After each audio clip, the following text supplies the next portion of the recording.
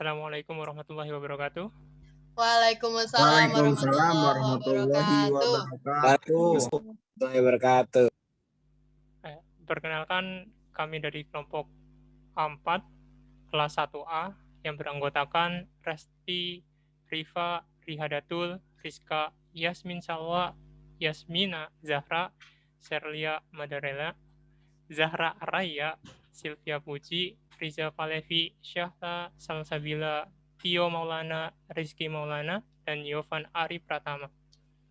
Pada kesempatan kali ini kami akan mempresentasikan tentang 3D printer. Next. Oke. 3D printer itu mesin 3D printer merupakan alat untuk membuat benda 3 dimensi dari file digital.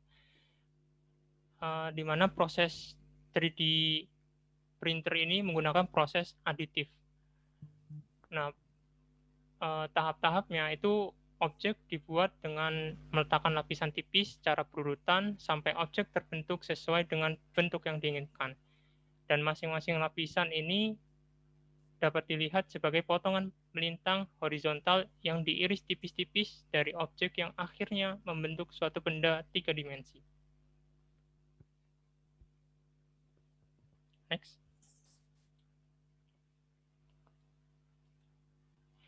Penemu 3D printer yang pertama kali adalah Carless dan dipublikasikan di Jepang oleh Hideo Kodama dari Nagoya Municipal Industrial Research Institute. Next. Jenis-jenis 3D printer. Yang pertama ada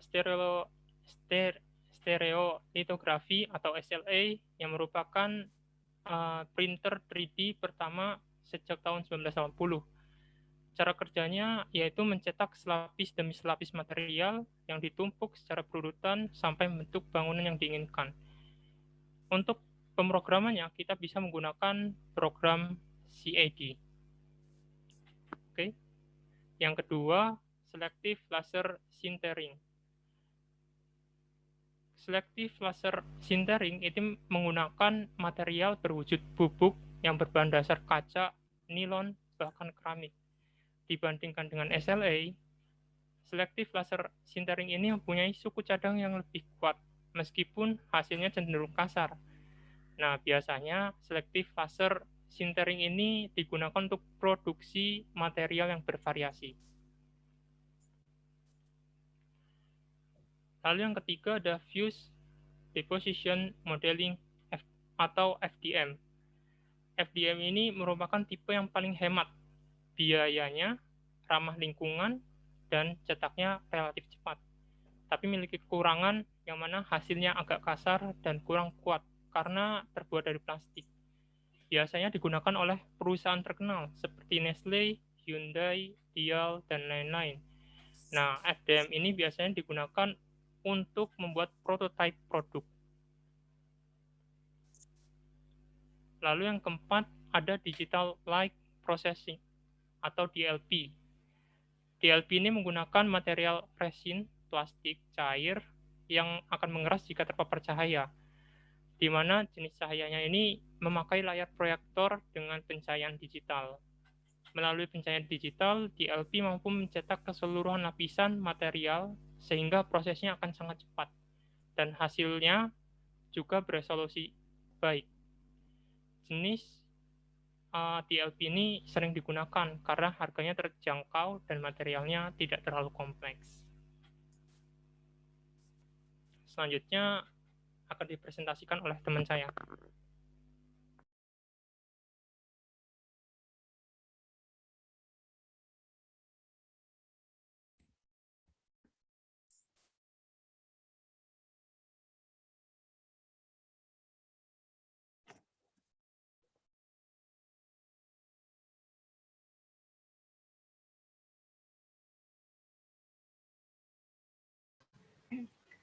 Selanjutnya adalah model-model 3D printer.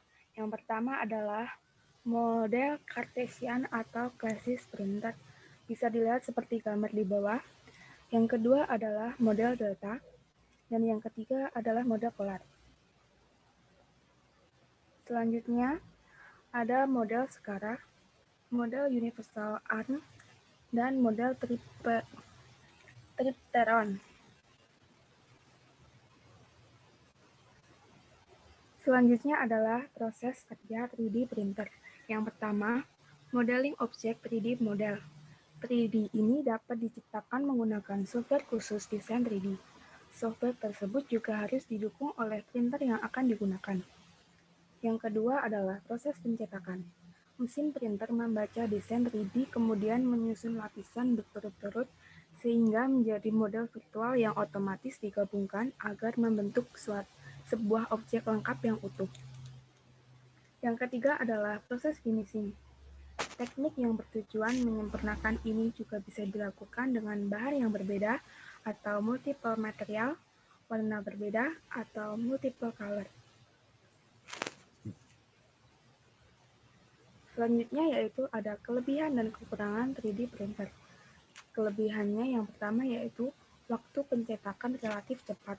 Yang kedua, hasil cetak akurat. Yang ketiga, mampu memperbanyak produk.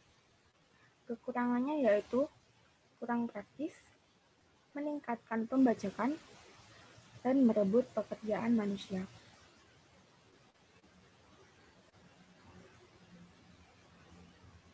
Selanjutnya ada aplikasi 3D printer. Yang pertama, untuk pendidikan. Menggunakan printer 3D, maka guru dapat mewujudkan ide-ide untuk model pembelajaran. Siswa juga dapat mewujudkan ide-ide untuk tugas belajar ataupun inovasi dengan cara yang mudah dan murah. Selanjutnya yaitu untuk industri otomotif. Produsen mobil akan lebih dimudahkan dalam proses produksi dengan biaya yang lebih kecil. Selanjutnya yaitu untuk industri manufaktur. Membuat bahan mentah menjadi bahan jadi. Maka dengan teknologi printer 3D dapat dilakukan dengan cepat. Kali ini tidak lagi hanya membuat prototip, tapi sudah membuat pembuatan barang jadi. Perusahaan akan menjadi lebih efisien dalam memproduksi suatu objek. Selanjutnya yaitu untuk dunia medis. Penggunaan printer 3D ini dapat mencetak dengan kerumitan yang tinggi dan ini cocok untuk pembuatan organ manusia.